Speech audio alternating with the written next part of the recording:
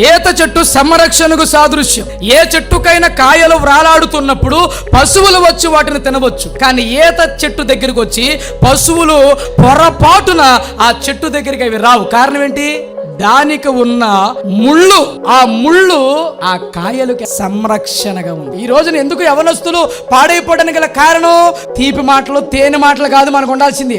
ఒక అమ్మాయి దగ్గరికి ఒక అబ్బాయి వెళ్తున్నాడు అనుకోండి, ఆ అమ్మాయి ఇప్పుడు ప్రవర్తన ఎలా ఉండాలి? ఇప్పుడు ఏయ్ వచ్చావా నా దగ్గరికి, మాట ముళ్ళులాగా లేకపోవటం వల్ల ప్రతి ఒక్కరికి కూడా ఈ రోజున అవకాశం ఇచ్చి పాపానికి ఈ రోజున బానిసలైపో. సాతానుడు నీ ఆత్మీయ జీవితాన్ని నష్టపరచాలని, నీ పరిశుద్ధతను వాడు పాడు చేయాలని వాడు ప్రయత్నం చేస్తాడు. నీ ప్రవర్తన ఒక ముళ్ళుగా ఉంటే అప్పుడు నీ పవిత్రతను నువ్వు కాపాడుకుంటావు, నీ దేహాన్ని కాపాడుకుంటావు, నీ ఆధ్యాత్మికమైన జీవితం కాపాడుకుంటావు. వాడు నిన్ను తాకలేడు, ముట్టలేడు, నీ దగ్గరికి రాలేడు, వాడు నిన్ను టచ్ చేయలేడు.